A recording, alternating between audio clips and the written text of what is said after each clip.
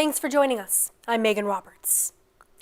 NWT MLAs voted unanimously today to reprimand and fine one of their own. An Integrity Commissioner's report released earlier this month found MLA Richard Yukon had been harassing nursing staff at the health centre in Fort Resolution and mounting a campaign to try and get one nurse fired. The Commissioner recommended he be reprimanded and fined $2,500. Today, his colleagues voted to accept that recommendation. For his part, Yukon preemptively accepted the punishment. After the report was released, he said that he would pay the fine and accept the reprimand. Staying with NWT politics, NWT MLA Robert Hawkins confronted the Territory's finance minister today. He wants to know why MLAs were not consulted before the territorial government asked Ottawa for more money. Last week, NWT Finance Minister Caroline Wozniak told MLAs that she's asking the federal government to increase the territory's borrowing limit. Today, Hawkins asked Wozniak to explain her actions. Here's part of that exchange. So my question for the Minister of Finance is what is the reasonable threshold on taking on new generational debt that will warrant a conversation with members prior to writing that letter? About 2 years ago, we began a very extensive process of having the fiscal responsibility policy reviewed. That process was undertaken with the members of the House during the 19th Assembly, and part of what we did at that time was to review and to include an express threshold in our own policy, after which point we would then be obligated to go to Ottawa. By doing that, it put an obligation on us. It was an obligation that all parties in this House and anyone really within government would know that once we hit the threshold of being within $120 million of the borrowing limit, the Minister of Finance would then be obligated to write to Ottawa to seek a borrowing limit increase. How much debt has the Minister requested from the Minister of Finance of Canada? Thank you. At this point in time, we've simply put Ottawa on notice that we're going to need to have a conversation with them, that there's a lot more information that will have to go into that, a lot more planning, including, quite frankly, happy to have that conversation with members of this House. It's not a unilateral decision. We are triggered by the fiscal responsibility policy. We've undertaken that effort to begin that conversation, but the process is not one that happens overnight. Mr. Speaker, my questions aren't intended to be a trial by ordeal. My questions are intended to be honest. How much are you asking for? So you sent a letter requesting, we don't know how much we need, we don't know how much we want, but we want more? Please, we must be able to narrow it down a little bit, because Northerners are the ones who are going to be saddled with this debt. Hence, Mr. Speaker, what range of debt has the Finance Minister requested that Northerners will now carry without an MLA discussion? I'm going to say it again. At this point, the conversation's only just begun. So we've put Ottawa on notice that we're going to be coming to them in order to make this request, that there's more information coming. Our offices here in the Department of Finance and Fiscal Policy are looking at what kinds of options we are going to be looking at, what kinds of needs we might have, what is on the capital plan for the next several years, what is in the operational plan for the next several years. Mr. Speaker, if the member doesn't believe me when I answered that the second time and doesn't believe me when I'm answering it now, I'm happy to share the letter with them. Hawkins also suggested that MLAs talk about a possible cabinet shuffle. The government of the Northwest Territories is donating $150,000 to Norman Wells Food Bank. It's happening amidst an ongoing cost of living crisis in the community and the whole Sawtoo region. The government says the money will allow people in Norman Wells to access essential food throughout the winter. The town has declared a local state of emergency over soaring fuel prices. Residents have reported home heating fuel being priced at more than $5 a litre.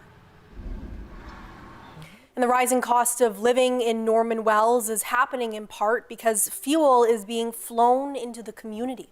And now Imperial Oil is trying to find other ways to replenish the supply. The barge that would normally bring fuel to the town was cancelled this year. In a social media post, Imperial Oil says in order to help limit the impact of rising prices, it'll only charge $1.69 as an air transportation surcharge. The actual price is $3.38. Imperial says it'll continue to charge the lower amount until it has recouped all of its costs. That means people could still be paying it even after fuel is shipped up on the winter road. The Yukon Anti-Poverty Coalition kicked off the 19th edition of Poverty and Homeless Accountability Week in Whitehorse today. Each year, the week-long event offers activities to raise awareness about poverty in the Yukon. It also asks the public for ideas about how to end homelessness. The executive director of the Anti-Poverty Coalition says the week is not only about awareness, it's also about keeping an eye on people who are working to end poverty in the territory. We have built many plans. We've had lots of very good input around policies that would impact people on the ground, on their day-to-day, and we seem to really struggle with making the changes to put things in action that can include anything from changing the way that we speak, not defining people with labels, to ensuring that forms are easy to fill out. And I think, all of us, it's not just government, it is as individuals, as community organizations, as service providers, we all have a role to be more accountable to the folks who are meant to benefit from all of the work that goes on in the community. This year, Yukoners are invited to stop by the Legislative Assembly in Whitehorse. That's where they'll find a special garden space where they can share ideas about how to fight poverty and homelessness. It's voting day in a number of NWT communities. People in Fort Smith, Hay River, Fort Simpson, Norman Wells, and Inuvik are all heading to the polls for municipal elections. These councils will each serve a 3-year term. In Fort Smith and Fort Simpson, polls will be open at the community's recreation centers until 7 p.m. If you're in Norman Wells, you can vote until 7 at the Dennis A. Drolet Memorial Hall. In Inuvik, polls are open at Ingamo Hall Friendship Center or the Midnight Sun Recreation Complex until 8 p.m. And then in Hay River, you can vote until 8 p.m. at the Community Center.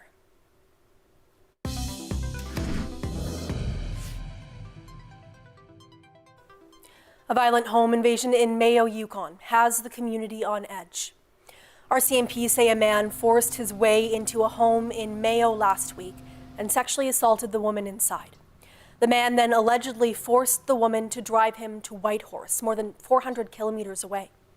According to police, the woman intentionally crashed into a lamppost and the suspect fled in a stolen vehicle. Mayo's mayor, Trevor Ellis, says he's fed up with violent crime, and he says more needs to be done to keep residents safe. We can't allow somebody like this to walk amongst us. We have to figure out a way to either get that person the help, or barring that, we need to, take the same path that Selkirk First Nation did when they found a threat in their community and remove them from the community. We can't allow these types of predators to hide amongst us in a small town like this. Ellis says Mayo will bounce back from the incident, but it'll take some time. On Saturday, RCMP arrested the person involved in the incident. Officers have yet to release the suspect's name. In a Yellowknife courtroom this afternoon, a 20-year-old man pleaded guilty to manslaughter.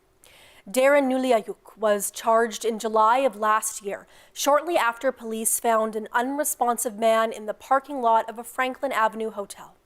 He was initially charged with aggravated assault, and uttering threats. Those charges were upgraded to murder when the victim later died in an Edmonton hospital. But today, the prosecutor accepted a guilty plea to the lesser charge of manslaughter. That's an indication that the evidence shows that Nuliayuk killed the man, but it does not show he intended to do so. He's scheduled to be sentenced in January. In the Yukon, a group of Indigenous students are part of a program to carry their language and culture into the future. The Yukon Native Language Centre is paying 14 First Nations youth to study their traditional languages. They include Han, Northern Shoshone, and Tlingit. The centre is an initiative of the Council of Yukon First Nations. Students are from all over the territory, and it's actually the second time the program has been offered. This cohort is mostly women. Obviously, it's an amazing thing that we're able to do this now, and that it's not shunned upon to be able to learn your language full-time and not be ashamed to try and speak it, and to have people there supporting you and wanting you to do it. And I think that it's definitely a good time to be around that is what I'm able and privileged to be able to be doing. It stems from a bigger issue, I think, when it comes down to male involvement, even within our government. A lot of men want to be chief, but really at the end of the day, when it comes to the support of our communities, the heavy lifting is still done by our matriarchs. Our women are still leading by example. You know, we need the balance. Our language gives that perspective of our history and our past. The language provides that ability to tell where our future is going. The more that we can, as governments, let alone as individuals and as community members, you know, step up, take the responsibility, and be proud of who we are. Language will provide all of those mechanisms for us for future success. So. CYFN says the first program produced 11 graduates. All of them are now working in language revitalization. People across the Northwest Territories came together to remember the late Tony Witford this weekend. Whitford was a beloved former politician and commissioner of the Northwest Territories. He died earlier this fall. On Saturday, he was honored with a state memorial at the Northwest Territories Legislature, and Sarah Komilowski was there. The Northwest Territories Legislative Assembly filled to capacity for the ceremony. Others watched on Zoom, either at home or at the nearby Prince of Wales theaters. Friends, family, and colleagues here to remember Tony Whitford. Whitford served 3 terms as an MLA in the Northwest Territories, including one as Speaker of the House. He was the Northwest Territories Commissioner from 2005 until 2010, and he was appointed to the Order of the Northwest Territories. But on Saturday, the focus was on who he was as a person. His sons Warren and Ian remembered him as a devoted father and grandfather, a lover of classical music, movie quotes, and camping. His colleague and friend, Sandy Lee, praised his warm demeanor and unfailing positivity and called him a champion for immigrant communities in Yellowknife. He was also praised for his commitment to civility as a Speaker of the House. That he was the type of man that could raise the energy in the room with just his twinkle in the eye. So I think all Northerners were graced with his kindness. So I think if I was to say one thing, his kindness. Just keep going at it and don't think you can't do it, because if Tony can do it, so can you. Tony's legacy will live on forever. He was a one of a kind. His kindness, his strength, his leadership. We won't see another Tony Whitford in our lifetime. He's an irreplaceable icon of the NWT, and I think it's certainly, a tremendous loss for all of us. They say that he will live on through that legacy, now and into the future. Sarah Komilowski, CBC News, Yellowknife. This is a proposed corridor for multiple pipeline projects. You're crossing our territory on 2 ends of your pipeline. Who gave you permission? Pipelines break of the pipelines would destroy water and everything in it. They got to come through us first. This is an immediate evacuation order for all Coastal GasLink employees. I feel like we are at war. It's just all been building up to this point. Yenta on the Passionate Eye. Watch free on CBC Gem. Release him. Why? Well, I would say it's extremely bad form to arrest your new boss.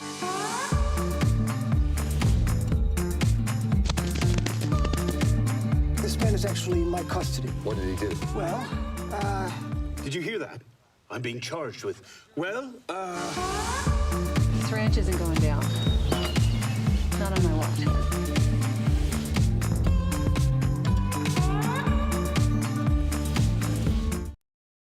The dirty underbelly of capitalism is exploitation. They're making more money than they have ever made in the history of the music business. We have generation after generation of us not seeing a fair piece of the pie. How do we keep the money from Black music in Black people's hands? Never got paid, never got their due, never got their acknowledgement, never got their awards, never got their flowers. Don't miss Paid in Full, a 3-part series. Watch free on CBC Gem. If the car comes with the deal, I'm in. Cheers, Dragons! Whoa! I look forward to fighting you on many a deal. And we look forward to beating you. Dragon's Den. Watch free on CBC Gem. The question is, and I'm just going to ask, I want to ask you, but why is this such a big deal? What does the science say? what was their reaction? What are we talking about here? Who told you? so to be clear, what is the actual story there? I think we can explain.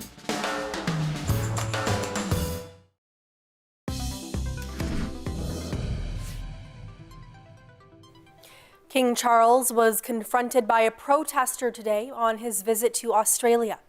It happened in the Australian Parliament, and the issue was that country's history with its Indigenous people. Anna Cunningham has the story. Today has not exactly gone as planned for the King. He was attending the Parliament in Canberra, the capital of Australia. He had just given his speech and was sitting down when this happened. Give us what you stole from us! Our bones, our skulls, our babies! A protest from Lydia Thorpe. Now you will see from these images that she is dressed traditionally in possum animal skin cloak. She is an Indigenous rights activist, but she was in the Parliament in her capacity as an Aboriginal independent senator. And this is what she said. She accused the King of genocide against our people. She said, "This is not your land. You are not my king." Now, this went on for about 1 minute before she was escorted out of the building. Lydia Thorpe also posted on social media, making her views very clear. This is what she said: "Not my king, treaty now." Now, she has been a long-time advocate for a treaty between the Australian government and its first inhabitants. There was no reaction from the King himself. Today was going to be the day when it could be difficult in terms of the history of Australia and its past being raised. He did talk briefly about it in his speech. He said that he had been shaped and strengthened by the traditional wisdom of First Nation communities. Anna Cunningham, CBC News, London. Baffinland is laying off 10% of its workforce due to weak iron ore prices. Because of those prices, it's diverting most of its resources to another ongoing project, a railroad from Mary River Mine south to Steensby Inlet. We would be rationalization of equipment and supplies and eliminating poor equipment in the fleet and reducing a number of permit fronts and concentrated focus on Steensby authorization. Some job cuts will come from a reduction of ore being shipped through Milne Inlet, that's north of the mine. The shipments will be slashed by 30% to 4.2 million tons from next year. Local 793, the union representing Baffinland workers, says it's disappointed about the reduction of work via Milne Inlet. It's pinning it down to red tape by Nunavut agencies. Perhaps if the regulatory process was a little more expedient, it probably wouldn't have come to this. Most cuts will be in blasting and trucking. Inuit workers will not be affected. The fencing, or lack of fencing, around the St. Isidore Cemetery in Fort Smith is causing concern for residents. Replacing the old fence is a project that started several years ago and was never completed. Now, residents just want to see it done. Carla Ulrich has that story. For many, it's not just about appearance. It's about keeping the area safe and respectful for those who visit their loved ones. Without a fence, animals and debris can easily enter, and some worry about potential vandalism. Fort Smith resident Brad Tuckey lost 2 children within the last 2 years. He says the town needs to act more urgently to finish the fence and enclose the area. Everybody that goes there has lost somebody dear to them. It does not look like a completed fence. It certainly doesn't keep anything out of the graveyard. These are not the subjects that people that are grieving really want to be dealing with. Marlene Evans also has 2 children buried at the cemetery. She says she goes there to spend time with her loved ones and doesn't need the added stress of having to clean up first. I go and I look after my children's gravesite. It's to honor them. And sometimes I just need to go there and talk with my children. And if it's nice surroundings, there's not garbage everywhere and things, it just makes it more comforting. At a town hall meeting earlier this month, several town councillors expressed the need to complete the project. They say it's disrespectful to the families and their loved ones who have passed. The town's SAO says that they lacked a project manager to finish the job and they had to prioritize other commitments. As you all are aware, we're very short-staffed, and without a project manager, we just cannot handle the 30 different projects. So we focused in on the public health and safety projects. But for Tucky, Evans, and other residents, the project needs to be prioritized. Since that meeting, the town has put out a request for tenders. It's looking for a supplier to provide chain link fencing for the project. Carla Ulrich, CBC News, Fort Smith. October is Women's History Month, a time to honor and celebrate women and their achievements. Today, we introduce you to Irene Machado. She's a mechanic and automotive instructor at Winnipeg's Louis Riel Arts and Technology Centre, and she's throwing a wrench in the traditional idea of who can be a mechanic. And this is the one that's the issue, and you're using that one for reference. Okay. This is my 10th year teaching at the Louis Riel Arts and Technology Centre, and I went into industry. I did complete my Red Seal before going into education and getting my vocab to teach. But it's all mushroom, so it's not going to pull through. We still have a majority of male students, but we have more and more female students enrolling and actually pursuing it as a career afterward, which is really encouraging. I've been out of the field for a while. I did start my apprenticeship journey over 20 years ago. So a lot has changed. It definitely required some resiliency, and definitely there was some adversity to overcome. When I got accepted to come into ATC, I had no idea that there was going to be a woman teacher, but when I did find out, it did feel great, because knowing that there was going to be somebody else there that understands what it's like being a woman in the industry. There's been a really positive change in industry, and it's becoming more mainstream, more accepting to see females in those roles. It's important just to have representation for any marginalized group, but especially having women in trades, I think that's just opening up doors for more talent. You can get just a bolt kit for that flange. I've never had anyone guess my profession or my career. So yeah, there's definitely students will come in and maybe they weren't expecting maybe what they get. But it's only a matter of a really short time before you build a rapport with students. You know what you did? What? Really well on your tests. Really? Yes. They start to see that, hey, you're an expert in your field. And so you can quickly gain some respect.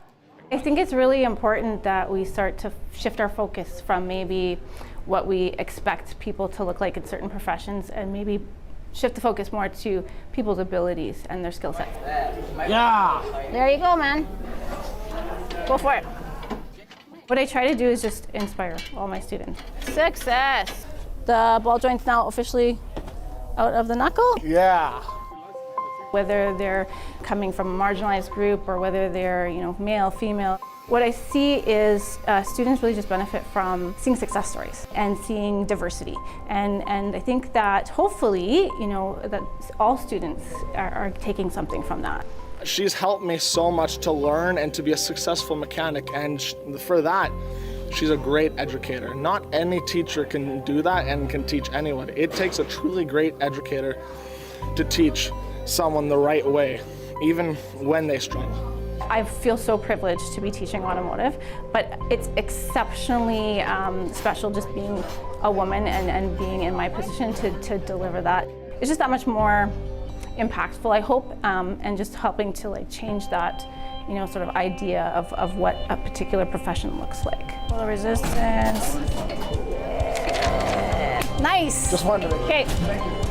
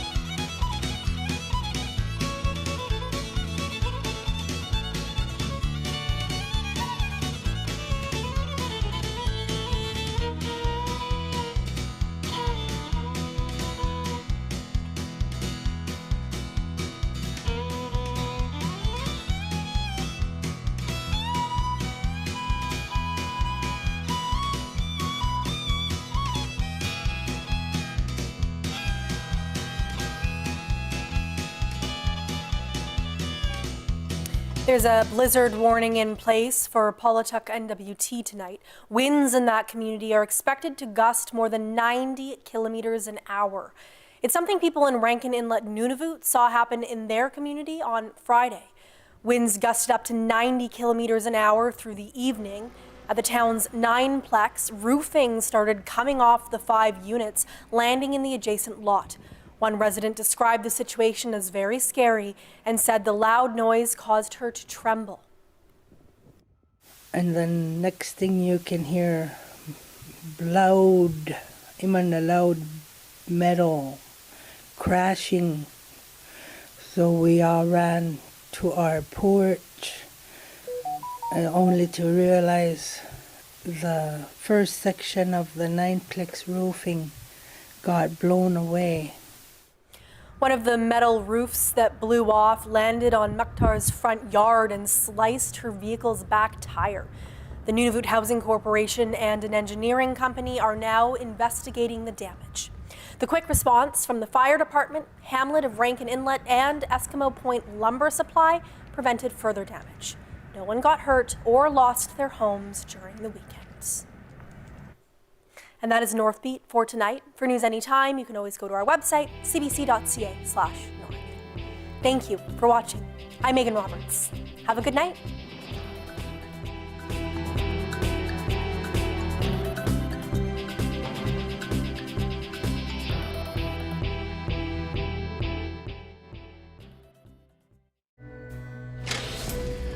I know that I've been reckless, but it won't happen again. I love my daughter so much. I just need a chance to prove myself. Hello?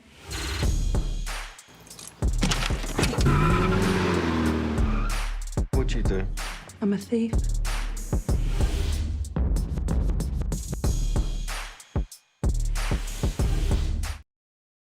Which insects are serially monogamous? I'm just curious. Can love help us live longer? I feel alive! Does heartbreak make music better? I love this music. Could AI compose the next masterpiece of our time? Robot composers conducting robot music.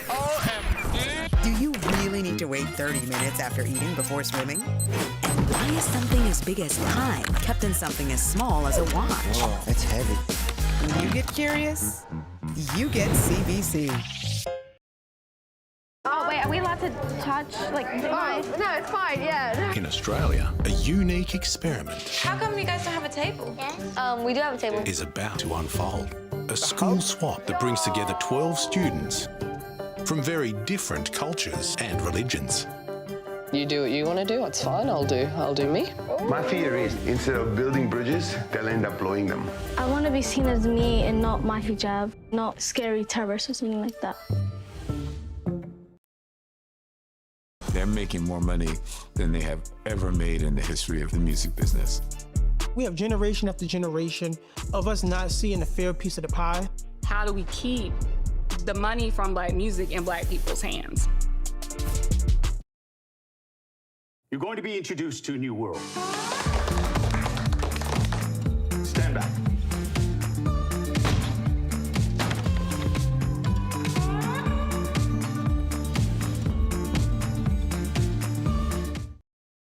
I think my dislike is born. What was Amy calling it? The beef wars? You don't tell me anything. You don't share your feelings, open up about your past. It's not that simple, Amy.